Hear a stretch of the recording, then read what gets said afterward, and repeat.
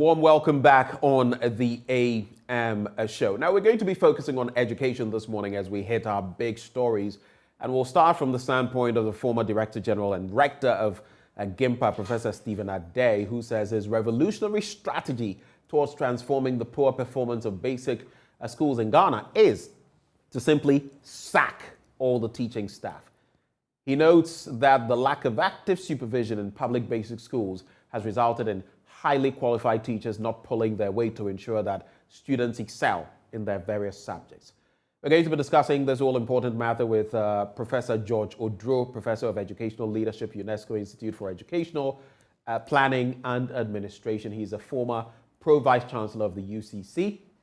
Also joining the conversation, Dr. Peter Anti, Executive Director, Institute for Educational Studies. He's a lecturer at the University of Cape Coast, and Reverend Isaac Owusu, NAT President. But let's, before we get into the matter, rehash what Professor Adei said when he spoke to Aisha Ibrahim on PM Personality Profile.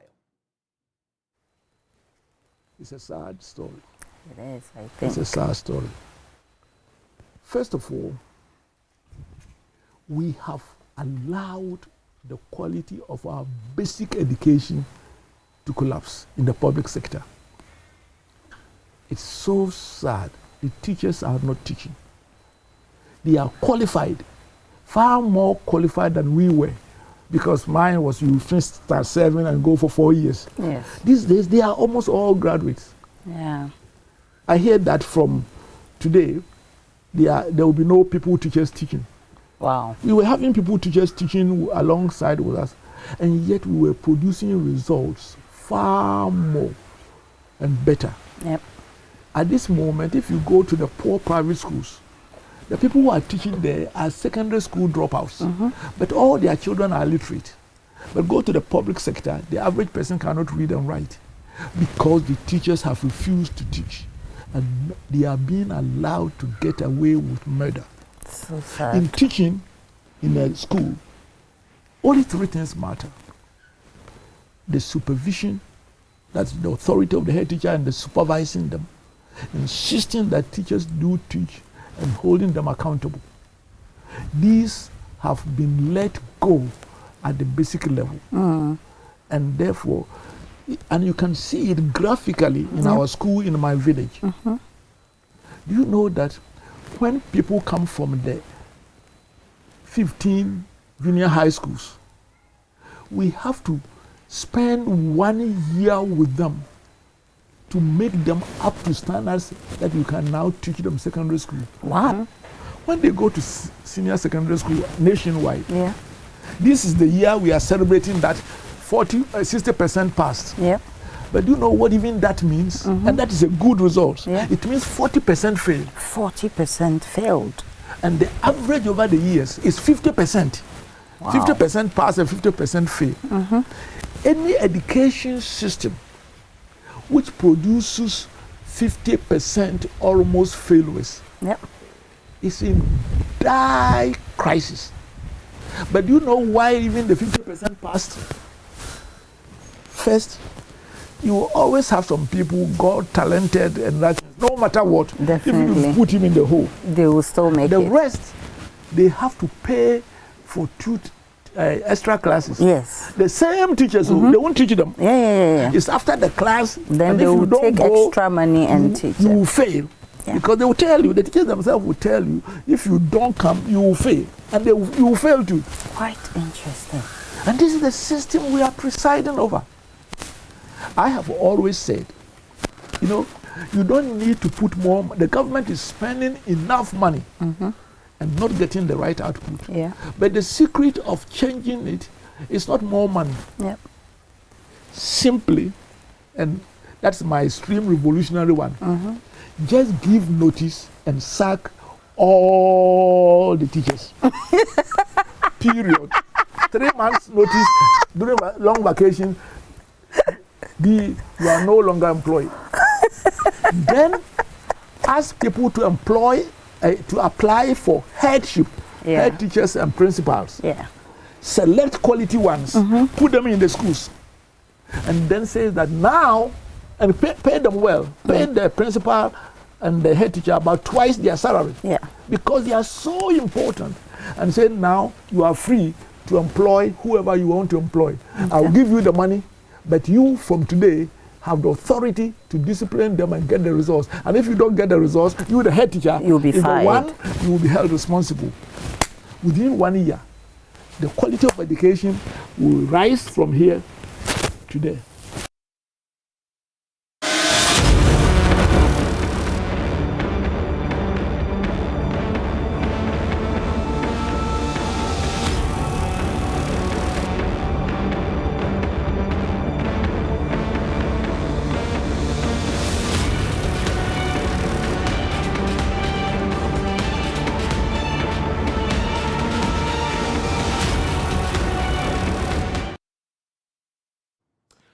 Thank you for staying. And those were the thoughts, and still are, of the former rector of GIMPA, Professor Stephen Adei.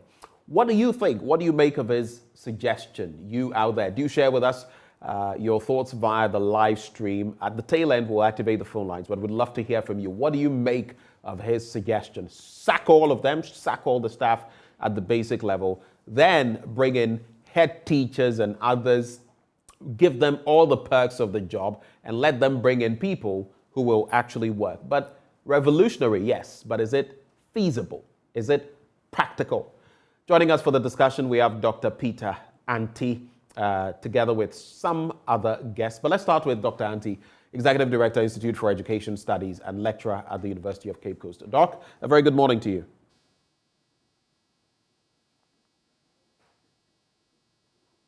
It appears we do not have Dr. Anti.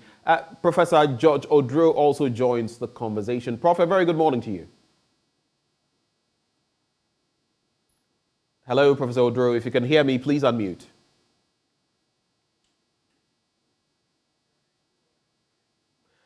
So basically, we're talking about, as we prepare to have our guests, some technical issues. But the thrust of the conversation this morning, we're looking at education, and Professor Stephen Adei, who has been in education for donkey years, says for him, when it comes to the basic level, and mind you, the basic level is the most important in the development of any child. If the basic level is messed up, everything could be affected. He is saying basically that at the basic level, there's so much non-performance that we should sack all the staff, bring in, re-recruit, so to speak, new headships, head teachers, among others, and let them handpick their staff, in which case we'll get value for money. Professor Odro, if you can hear me now, a very good morning to you. Yeah, good morning to you, my brother. Thank you so much for joining the conversation. I'd like your initial thoughts on this take by your colleague, Professor Stephen Adei. I'm sure you've heard him say this, and this wouldn't actually be the first time. What do you make of this suggestion of his?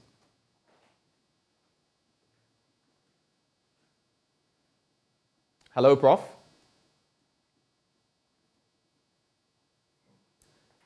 Do we have Professor Odro with us? Well, it appears this morning is going to be pretty tricky because the connections to all of them the connections are pretty problematic. Prof, is that Prof? Hello. Yeah, I'm here. Okay. Did you get the question? Hello. Hello. Did you get the question, Prof?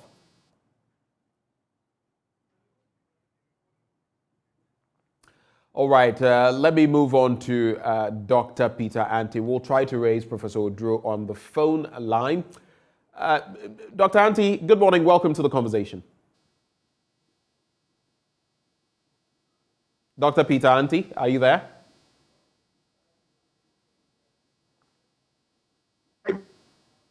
Hello, Doc.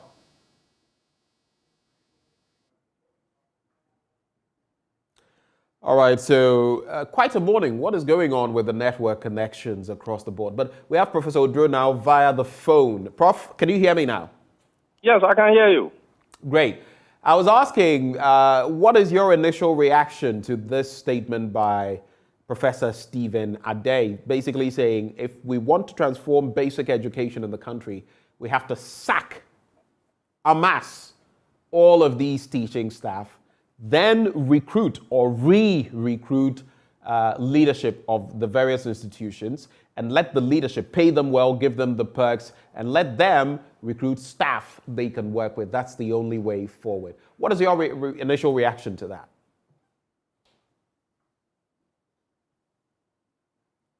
Hello, Prof. Hello. Yes, thank you very much. Yeah, my initial thought, greetings to your viewers. It's unfortunate the network is not business. But my initial thought, starting on his own premise,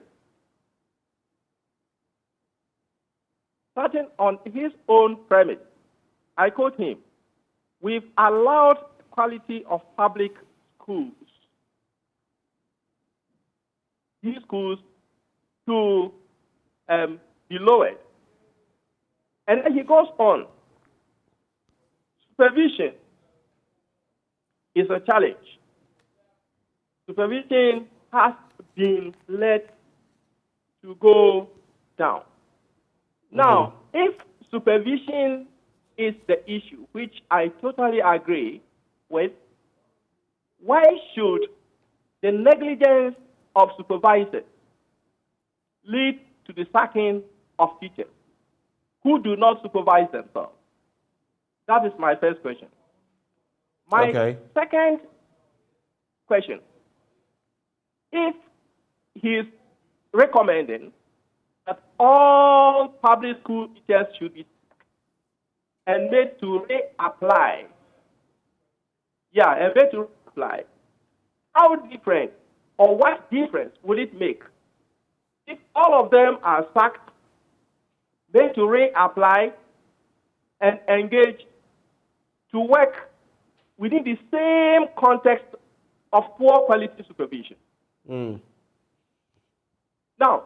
so my brother, you come to see this. If I go back to 2012 and then listen to what my good professor said about teachers, it gives me the impression that he is singling out teachers for a blame, and for this, I think it's very unfair. Because no matter the effectiveness of a teacher, if the requisite support systems are not available, the teacher cannot perform. And I'm very happy he was the chairman of the National Development Planning Commission. And he knows very well that creating an enabling environment for teachers is key in ensuring quality delivery.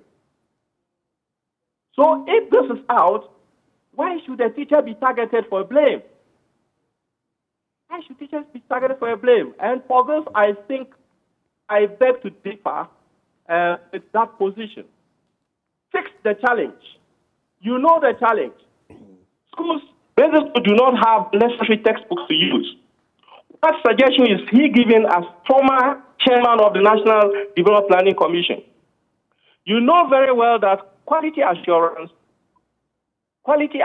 is very key in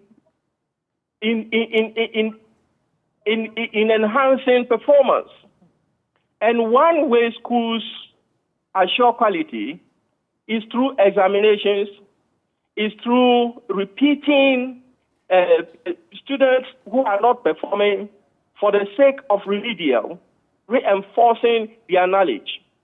In a context where the teacher has no control over promotions, where the policy states that do not repeat anybody, why should you blame the teacher for the non-performance of teachers, of pupils?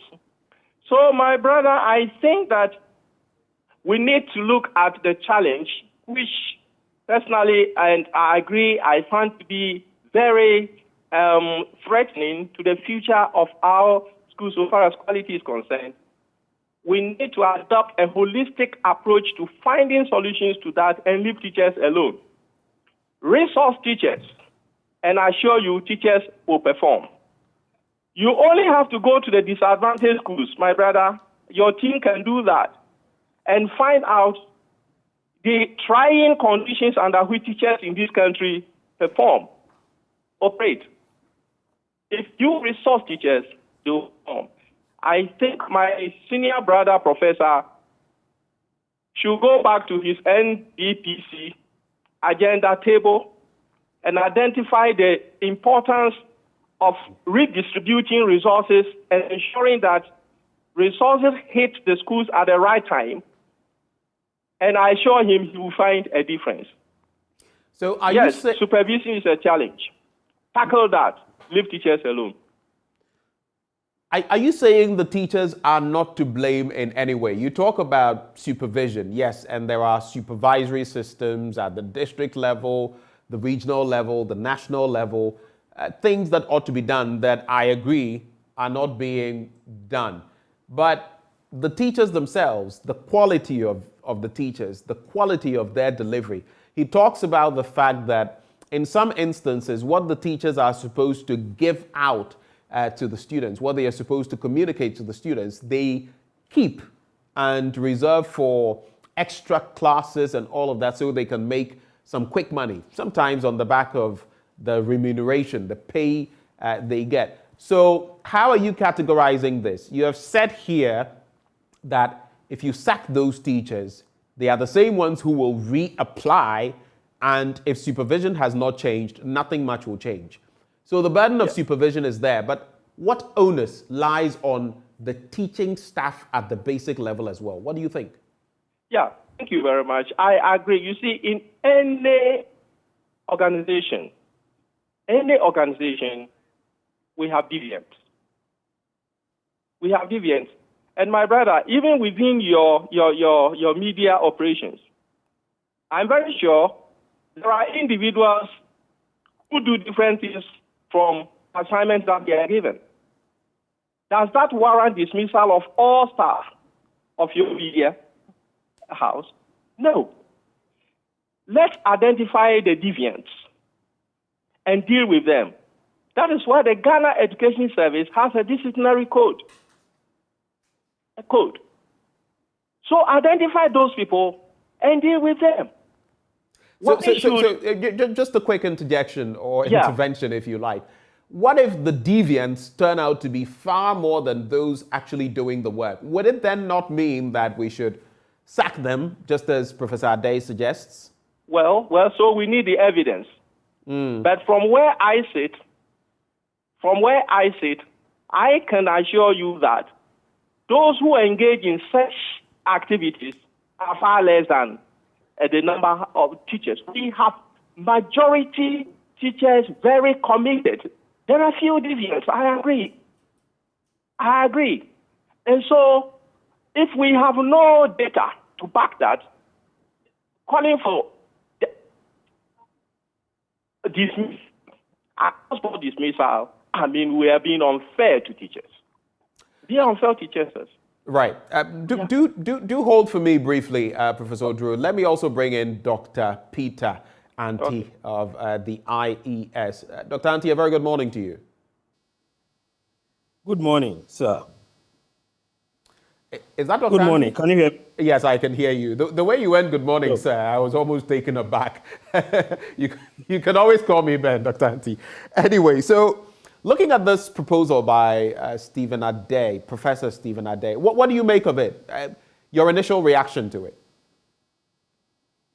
The first thing I would say is that it seems that this is something he's been thinking about for years, because it's evident that anytime he's given the opportunity to comment on the quality of basic education in Ghana, he always resorts to this kind of approach, which he calls the radical approach. So it's something that he's been thinking about. It would be interesting for us to see whether he's carried any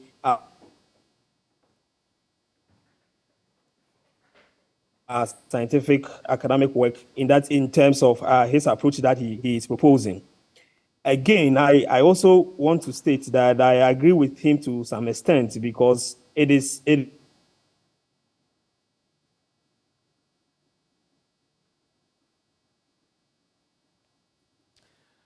We're having some challenges with the connections to our guests. This time it is Dr. Peter Anti. Doc, are you still on the line? Can you hear me? I suspect a call may have come through and interfered with the connection. Dr. Anti, can you hear me? Right, so as we try to reconnect with him, he's been talking about the fact that he does agree in some way, to some extent, with Professor Stephen Adei, but he was questioning whether there was any scientific, background proof of what he says, that the teachers at the basic level are not doing their work. Dr. Anti, please continue with your point. We lost you at a point, so maybe you could just go back and reiterate what you were saying. Can you hear me?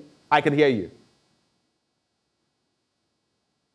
Do go ahead with your point. He's talking about this for some years now.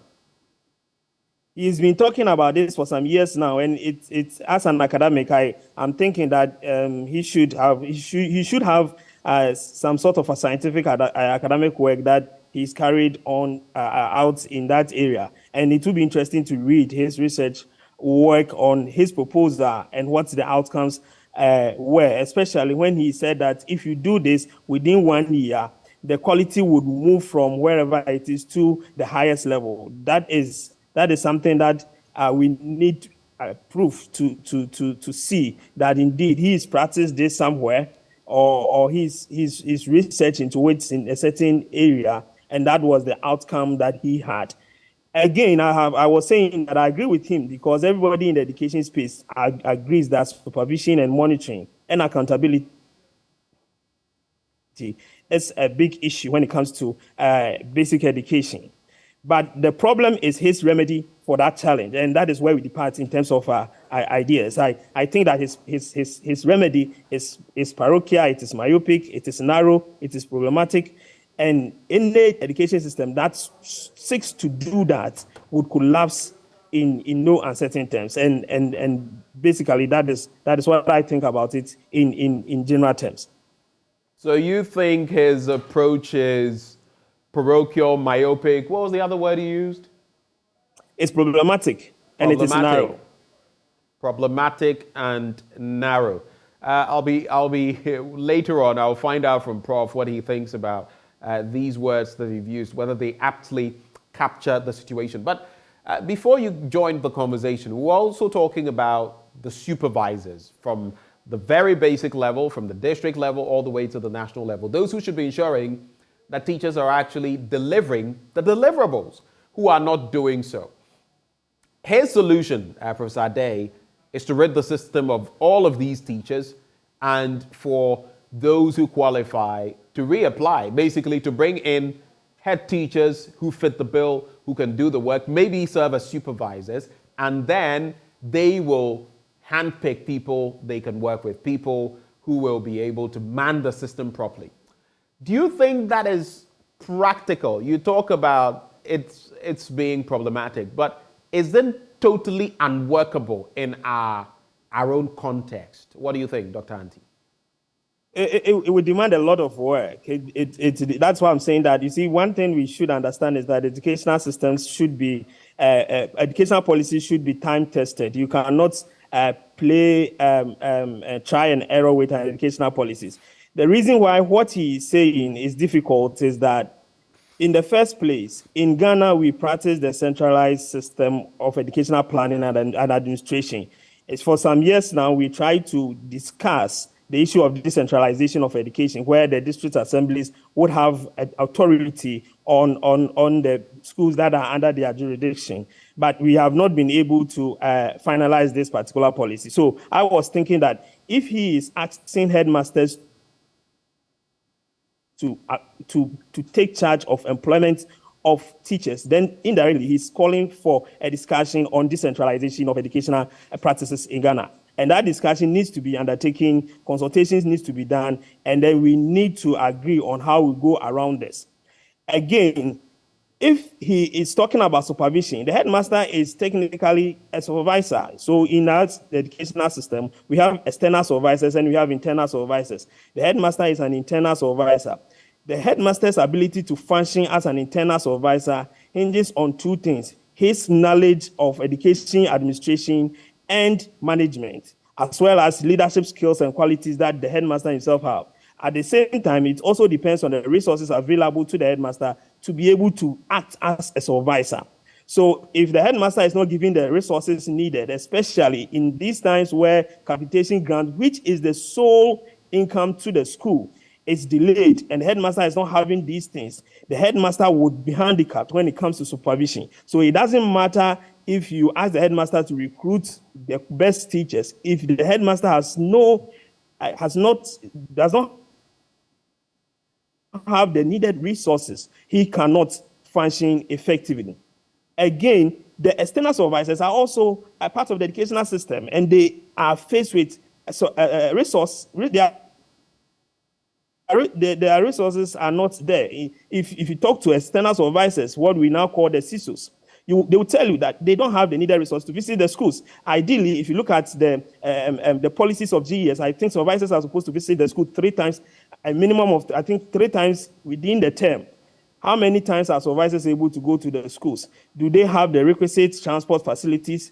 These are things that these external supervisors also face. So you cannot, again, say that the supervision of the external is not top-notch when you have not provided the needed resources that these external supervisors need to be able to function effectively.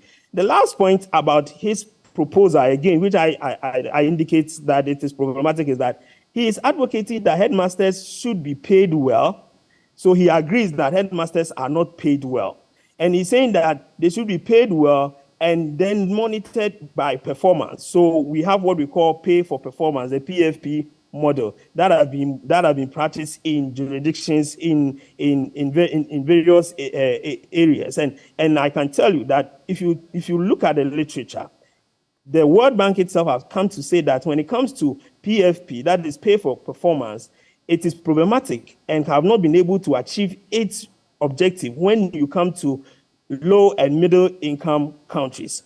And the reason is that if the teacher or the headmaster is paid based on the performance of the student, two things comes out. One, there's a possibility of encouraging cheating in the educational system, and teachers tend to teach according to what they think the exams is supposed to be about. But of course, we know that the curriculum is designed to ensure the holistic development of the child, and not everything that is put in the curriculum is testable. So if you are doing this, and these are reports that have been published by the World Bank and other authorities. So if you are doing this, you are not certain to get the requisite results, which he is saying that there will be improvement in the quality standards in our basic schools. Right. So he needs to prove to us that since he has been talking about this as an academic and a senior one, of course, the works that he has done in those areas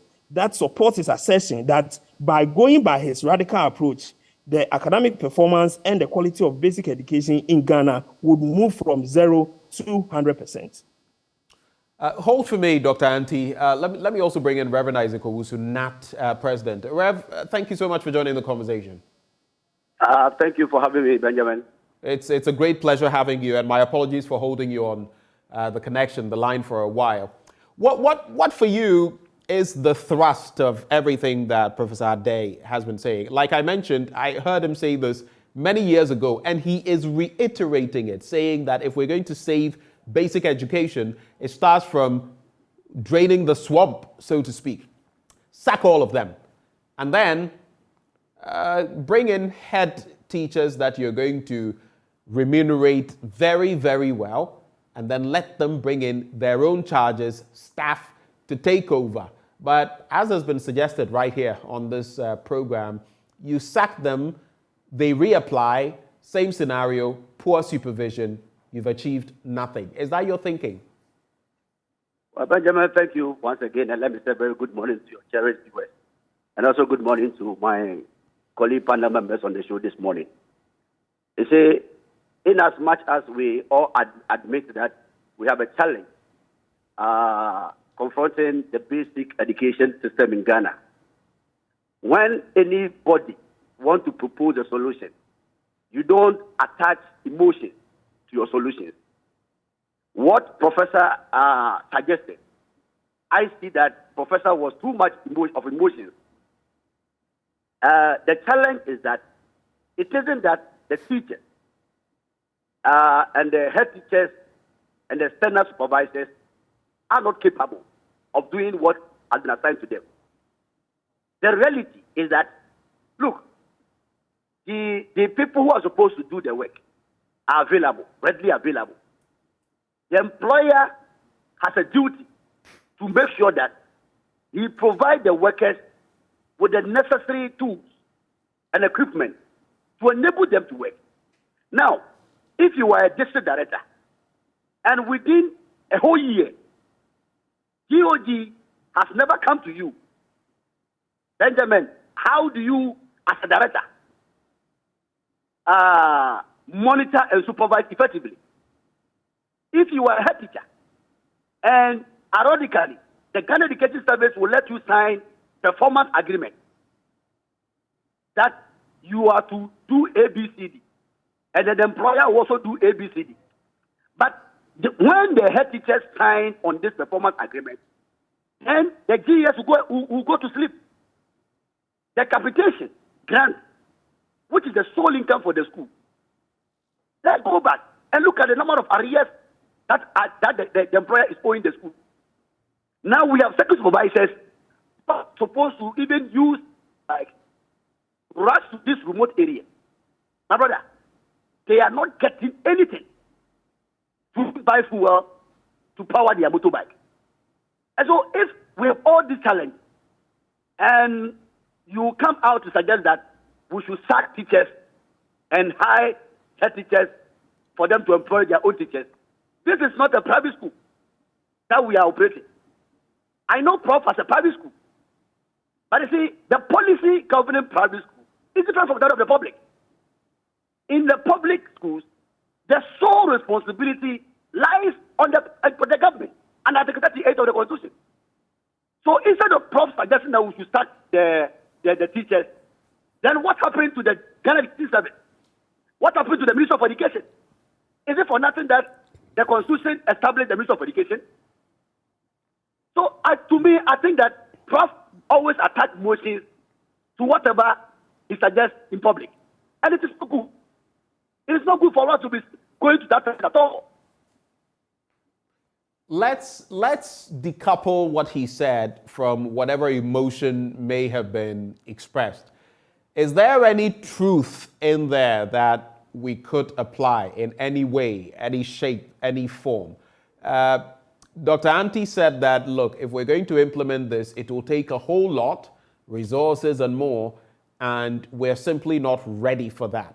But from where you sit, is everything he's proposing bad? Is there something we can pick from it and maybe make our basic educational system better, Reverend Owusu? Well, the proposal needs a broader consultation, a stakeholders meeting, for us to look at appropriate solutions that is confronting the challenges of our education in Ghana. You see, like I said, it's not a matter of sacking teachers, appointing head teachers to take charge. Look, Prof has a school. The head teacher managing Prof school, Prof has made available resources to his head teacher. You see, so I will be happy that at least Prof's grandson or granddaughter will have been in this public school. Then Prof will have a feel of how the children and the teachers are going through the suffering. But in Ghana, all of us, the middle income earners, we have all taken our children and our grandchildren outside the public basic school. And you see, the fact is that the central government alone cannot and can never provide all the needed resources in the basic schools. It should be a partner collective agreement. All hands should be on deck. But if you, Prof, you are there, you are managing your private school, then you come and throw bomb in a public school. At least when you do that, you are rather demotivating. Are you suggesting Professor Adei is being hypocritical? How about that? That is not my word. What I'm saying is that, you see, we need to face the reality as a nation. Look, these are the kids, even common textbook, they don't have. Teachers are sacrificing their life, accepting to go to this remote area. Some have to cross streams and rivers without even life jacket. And you sit down and say that this just will be such because we are getting 0%.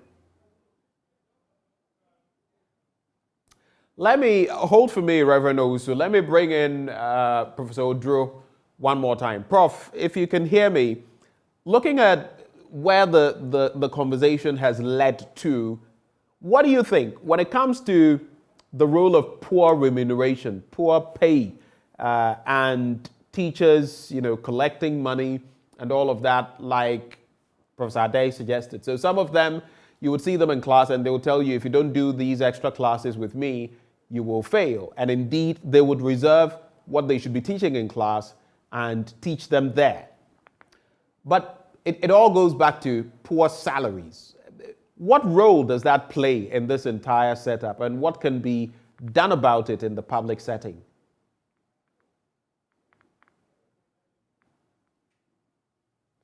Professor Odro? Yes, hello, thank you. Thank you very much for that question. Yeah, as I earlier said, teaching profession operates with rules. There's ethics. Yeah, there are ethics. Ethics governing the practice of teaching in the classroom. If any teacher engages in that, denying children the right to learning during the teaching learning section, and then coercing them to engage in extra classes, it is an offense. It is a corrupt act. But let's face it. Let's face it. That's the reality. That's the reality we see. Should appear before a disciplinary committee and the necessary action taken against the teacher.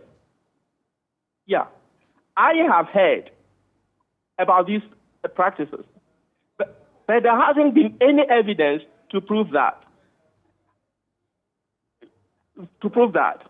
I do not rule out the fact that this is a possibility or it occurs.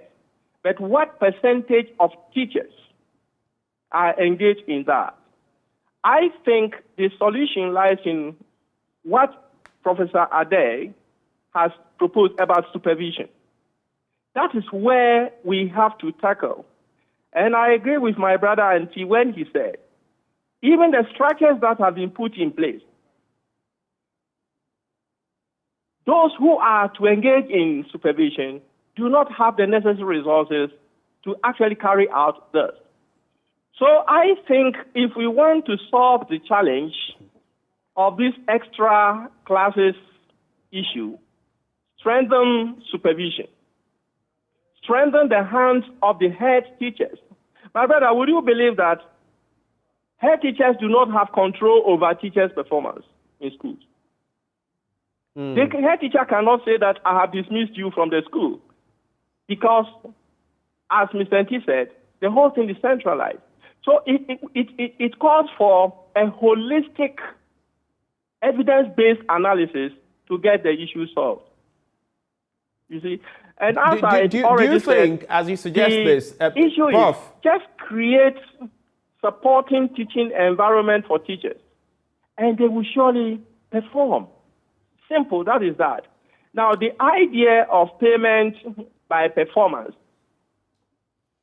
Hello? Yes, Prof, go ahead. You see, in the 18th century, the 19th century, we had this payment by results, which was used in a way to ensure that there's performance. But the inspector of schools at the time, one Reverend Santa, analyzes and described it as ridiculously complicated and unworkable.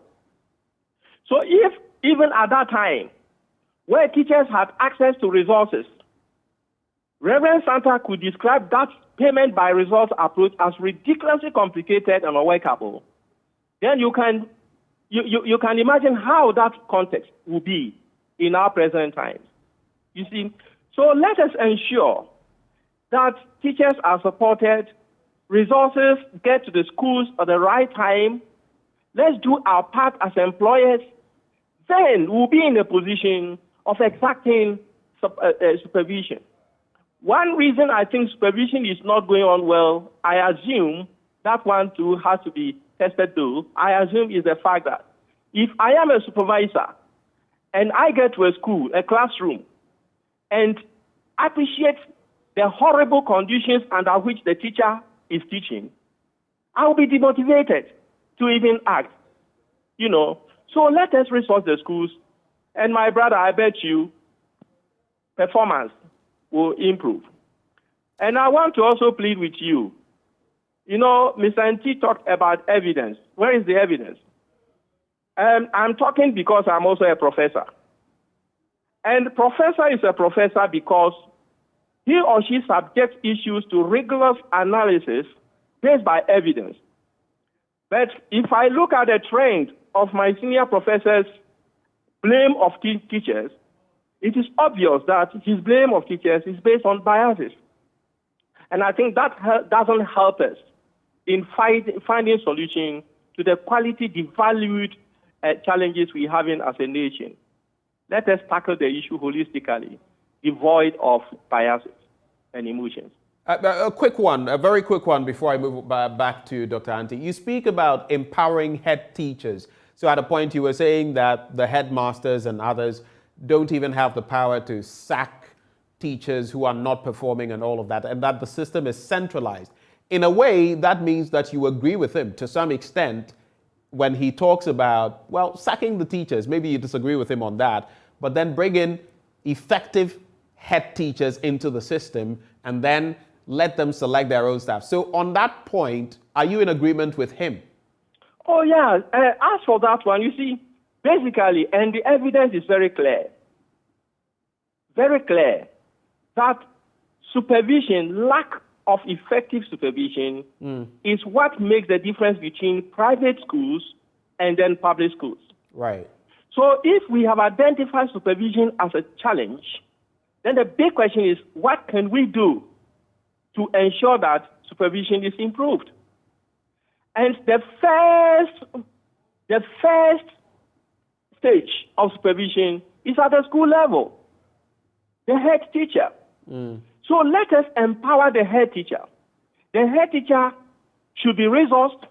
The head teacher should be given the free hands to determine who should teach in the school. You see, posting of teachers to the school shouldn't be centralized, done at the ministry, done of the Ghana Education Service, which in our current context obviously is marred by certain interests that do not hinge on merit. Good. So I think that, yes, let us empower head teachers. Let us reduce interference from above and allow head teachers to operate. Okay. And then we put in the accountability bit. So once the employer does its part by resourcing the schools, empowering the head teachers, then you will be in the position of ensuring that accountability comes to play. Right. Right. Because, to be honest with you, unless the school and teacher support system improves, even if government sacks all public school teachers and appoints angels and place them in such poor supervision context, students will still underperform. Thanks for that point. Thanks for that analysis. Let me bring in Dr. Adei. Are you in agreement with him on the bit about head teachers serving as supervisors? Maybe that's part of resolving the problem, getting the quality in there in terms of the head teacher, department, and then also empowering them, giving them some power rather than this centralized system where they have next to no power. Are you in agreement?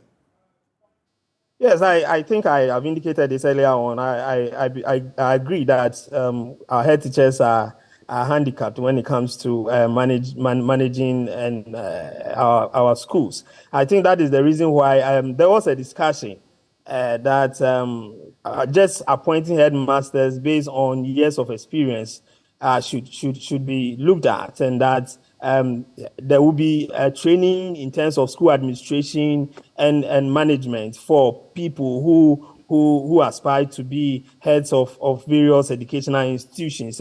So we have admitted that headmasters or head teachers are handicapped when it comes to undertaking their role in the schools, especially where you see a head teacher acting as both an administrative head and an instructional leader. The head teacher teaches in the classroom. At the same time, he's supposed to be the administrative head of the school. These activities demand that he's well paid so that you'll be able to carry out all these activities, all these responsibilities. So I agree, but the point is that his prescription is what is problematic, and I think I've illustrated that enough. Again, if we want to go by this tangent, then we have to bring back the discussion on decentralization of educational system. I don't know the state, because I've seen and I've read documents that indicated that as far back as 2012, there were discussions around decentralizing our educational system. And I don't know the state of that particular discussion. I hope that we kickstart such a discussion to see how we'll be able to decentralize education to the extent that power is given to the base. I mean, at the school level, the headmaster have a lot of power and authority to undertake certain functions that will enable him ensure that quality is assured in the school that he or she is in charge. As it stands now, you cannot hold any headmaster responsible, because the headmaster have no control over the number of desks that is being provided in the school. If the headmaster is having challenges with desks, all he can do is to make a report to the district or to the CISO, to the district, to the regional, and then to the national. And sometimes it takes journalists like yourself, media houses like yourself, your School of Shame project and other things, for the central authority to now procure desks and distribute them to the schools in various districts, which is very problematic. And as far as we continue to run an educational system like this, we are going to have challenges with our public education system. And that's why we think that Prof's position is very, very narrow, because you cannot lump all these challenges in the sector and say that the only solution to this is by sacking all teachers and then re-employing them by asking the headmaster to do that. That will not solve the problem. It wouldn't. Of course, there's no way that you'll be able to achieve that. So tell me, if these head teachers are to be given wider powers so they can operate more, so they can supervise better, what sorts of add-ons do you foresee they should be given? Maybe from the central authority, some of those powers ought to be taken and handed to these headmasters. What do you think the headmasters ought to receive in terms of further empowerment? Of course, if you are giving the headmaster additional, the needed power, it means that his remuneration should be looked at. You have to pay the headmaster very well to be able to carry out his duties. You have to give the headmaster the needed resources. I've proposed that the capitation grant should be increased, and not increased only, but should be paid and released on time, so the headmasters will have enough resources to buy the needed things that the school requires to be able to run effectively. The headmaster should have a say in achieving quality standards when it comes to various quality variables that we have in the school. Quality variables such as student to desk ratio, student to textbook ratio, student to teacher ratio. The headmaster should have a say. Let me tell you an experience I've had with the centralized posting that we are practicing. I've gone to a school whereby the students are not able to speak the language of the teacher. The teacher who was posted from the northern region and was posted to the western region, some place. The teacher does not speak the local language of the kids. The kids are not able to express and speak English. So when you go to that class, and this is supervision in that class, when you go to that class, what happens is that another teacher would have to come to the class and translate whatever the teacher is teaching to the kids for them to appreciate and understand. Now, if a headmaster have a say in those who are being posted in the school, the headmaster at the first instance would have had interaction with this teacher and would have taken the necessary steps to ensure that teachers that are brought to the school are of a certain quality and a certain quality, so that they would deliver the content as they are supposed to do. So these are the things that we need to add on to the headmaster. We also have to give them the needed training. Prof's IEPA is there. They are empowered to teach educational leaders and then administrators. We have to run these things always for headmasters so that they also have an idea and understanding of how to manage and administer education in an educational institution. These are the empowerments that we have to give head teachers when it comes to equipping them to function effectively as both supervisors and instructional leaders in our basic education system. I need to also state that we have to understand that this problem is not only about supervision. We are saying that one leg is supervision, but a lot of other factors come into play, and we need to appreciate that parents also play a critical role in helping raise the standard of education in public basic schools, especially in this time where parents feel that they have no responsibility towards their wards in these schools. They do not visit the schools. They don't care whether their wards have exercise books, nothing at all, because governments have assumed all these responsibilities and is not able to do. We need to reiterate the point that parents also have something to a role to play. The community, in those days, the community took charge of the schools in their space, and the ministers, reverend ministers, the assembly people, the chiefs, and other opinion leaders could go to the school and have interaction with teachers and with the head teachers to understand and appreciate the challenges that they are going through. So we have to look at this in a more holistic manner if we really want to solve this problem. But Prof's approach, I don't think we can go by that.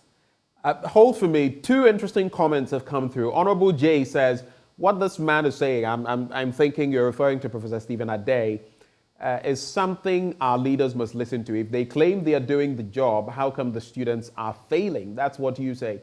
Then Kingsley Male Adei says, tell the government to provide teaching materials, build good schools, and pay teachers well. Then they will see good results. Coming to you, Reverend Owusu, looking at the situation and the discourse on head teachers, what are some of the challenges, since you are in there, what are some of the challenges of the head teachers at the basic level that you feel ought to be dealt with, remedied, if this entire bit about failure at the basic level can also change? The issue is very simple. This is a head that has been assigned a school.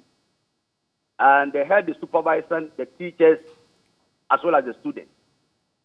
Now, the beginning of the term, this is the chief supervisor for the school. The condition says that the teachers are supposed to prepare in advance before they start teaching. Now, the head is supposed to give the teachers the necessary materials, i.e. lesson notebook, exercise books, teacher learning material. But here is the case, the head is not having any of such material. As my brother Auntie said, the system has been centralized. So the head is solely dependent on GS headquarters, Accra, to release this material. Because look, if you are a head and you've not furnished the teachers with the necessary material, what moral courage will you get to even questioning a teacher who is underperforming? The same thing applies to the secretary supervisor, who is to come to supervise the work of the head teacher. The secretary supervisor comes to the school, there is no capitation grant. Even at a point in time, the head wants to use his personal money to make sure he purchases some of this material. So you, the secretary supervisor, what moral courage will you get to question the head teacher? Now, the secretary supervisor is also to supervise the schools under his or her secretary. The district director do not have the courage to question the second supervisor because the director is supposed to furnish the second supervisor with the necessary logistics.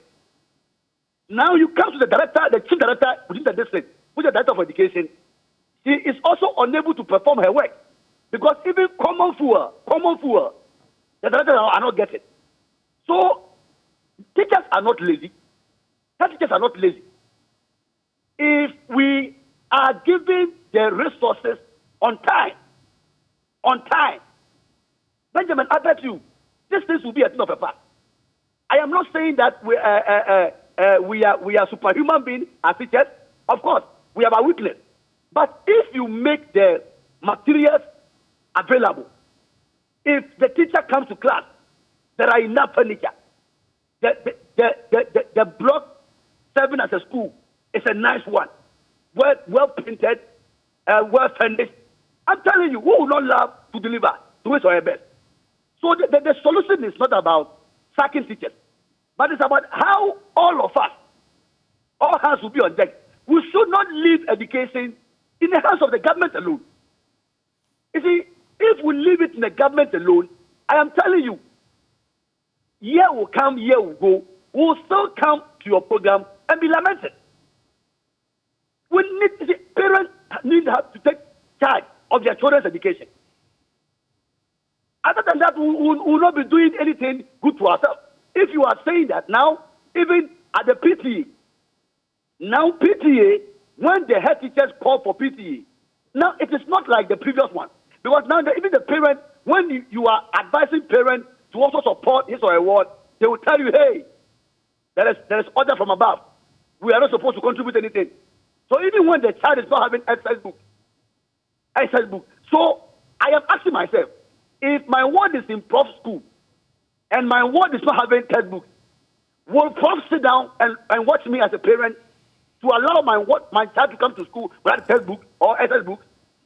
So the solution is not to sack teachers or head teachers, but it is about the time that all of us come together and support the education system. That is the way to go. Hold for me. We'll soon be, drawing the curtains on the conversation, looking at two other aspects that I want us to, because I don't think I've heard from either one of you on the bit about school placement, some of the dynamics in there, and schools without desks as well. The very documentary that Dr. Peter Anti was referencing, Ghana's Schools of Shame. But before we get into that, to wrap the conversation, I'd like to find out from you, and you've started very well on that tangent, Reverend Owusu, the solutions, wider solutions to this problem of our ailing basic level. Because guess what? If the basic level does not produce quality students, then it will impact those who get to the secondary level and those who get into the tertiary level. I have friends at the tertiary level, at the secondary level, who tell us that the quality of students or pupils they are getting is very bad. That over the last few years, a lot of them come and you have to go through a whole lot just to get them to even match up to the classes in which they are. That, interestingly, is something that Professor Adei also mentioned, that for some, it may take an extra year just to get them up to par. So coming to you, Professor Odro, what are the wider solutions, beyond what we've said here, what are the wider solutions to our basic educational conundrum, failure, that we ought to be addressing?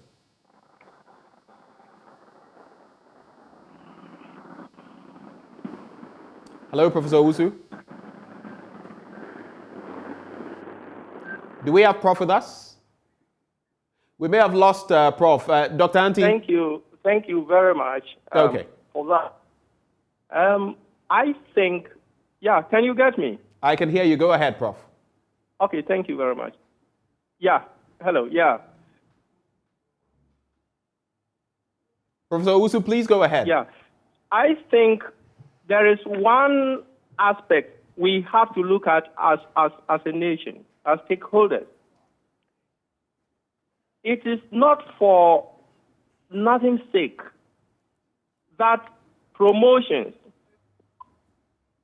promotion to the next level was tied to some benchmarks. We need to revisit the issue of repeating pupils. and provide remedial assistance to help them add value to their learning before they move on to the next stage. I think it is something we need to look at. The other one, it all boils down to what happens in the school as well. So I think I will reiterate what my colleagues have already said, that we need to build the leadership for learning capacity of basic school heads, something that actually started somewhere in 2009, spearheaded by the IEPA, and currently is still ongoing. But it is not just a question of building their capacity, empowering them to perform. Let us not make heads ceremonial heads. I think this is what we need to do. Create supportive teaching environment for teachers, and they will surely perform. Hold for me, Prof. Let me bring in, because I also want to take your take on those two last matters. But let me bring in Dr. Anti. Wider solutions. What would you proffer? Basically, the challenge is a challenge of resources, and therefore we need the commitment of the central government to ensure that resources are channeled towards basic education. I remember you interviewed Professor Nim, and he told you that the literacy level in Ghana from age 6 and above stands around, I think, 7.9 million or so. And that is very, very problematic. It means that we are not getting the foundation of our education right. And as you rightly indicated, these are the same kids that move to the junior high school, to the senior high school, and enter various tertiary education institutions. So if you don't build the capacity of these kids in terms of their literacy and numeracy at the basic level, you are just pushing them through an education system, which technically is bound to not to give them the needed kind of understanding that or quality that they need. So we need to recommit to the providing the needed resources for our basic schools. I think that is the number one challenge of our educational system. If we do that, all other factors will fall in place. And I need to make a point about the parents too. I think parents should take responsibility of the education of their wards. I know that those who have the resources are now moving their kids from public schools to private schools and paying huge sums of money.